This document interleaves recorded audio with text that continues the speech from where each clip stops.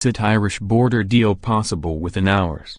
Brussels, Dublin, Reuters. The United Kingdom and Ireland could reach agreement in hours on how to run their post-Brexit Irish land border, paving the way for a deal that would remove the last obstacle to opening free trade talks with the European Union. A carefully choreographed attempt to showcase the progress of Brexit talks collapsed at the last minute on December 4 when the Northern Irish Party, which props up Prime Minister Theresa May's government, vetoed a draft deal already agreed with Ireland. Since then, May has been scrambling to clinch a deal on the new UK-EU land border in Ireland that is acceptable to the European Union, Dublin, her own lawmakers and Northern Ireland's Democratic Unionist Party, which keeps her government in power.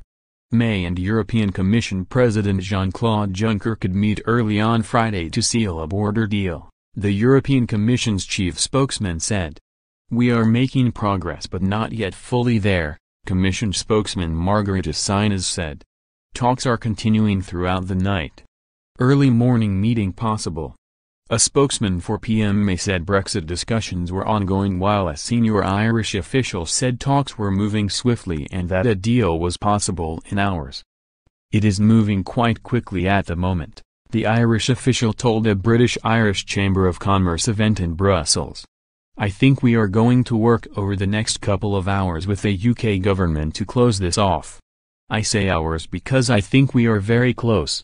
Later on Thursday, the political editor of the BBC said the leadership of the DUP in Belfast had not signed off on the border deal, meaning it could yet stumble, but May continued to plan to meet Juncker and European Council President Donald Tusk early on Friday in Brussels to finalize the agreement. The political editor of Sky News, quoting a DUP source, said the party would continue to work on the border issue on Friday. Moving to talks about trade in a Brexit transition are crucial for the future of May's premiership, and to keep trade flowing between the world's biggest trading bloc and its sixth largest national economy after Britain leaves on March 29, 2019. But the EU will only move to trade talks if there is enough progress on three key issues: the money Britain must pay to the EU, rights for EU citizens in Britain and British citizens in the EU, and how to avoid a hard border with Ireland. As speculation swirled about whether London, Dublin and Brussels were about to clinch a border deal, European Council President Donald Tusk's office said he would brief reporters at 0650 GMT on Friday before departing for Hungary. The EU says May has an effective deadline of Sunday night if she wants to seal a deal and hope to have agreement on trade talks in time for the EU summit on December 14 to 15. All sides say they want to avoid a return to a hard border between EU member Ireland and the British-ruled province of Northern Ireland, which might upset the peace established after decades of violence.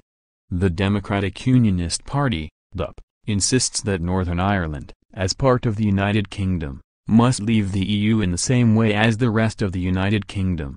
To clinch a deal, though, May must ensure she has the support of a DUP, whose leader told her bluntly on Monday that it would not support her minority government's legislation unless the Irish border draft deal was changed.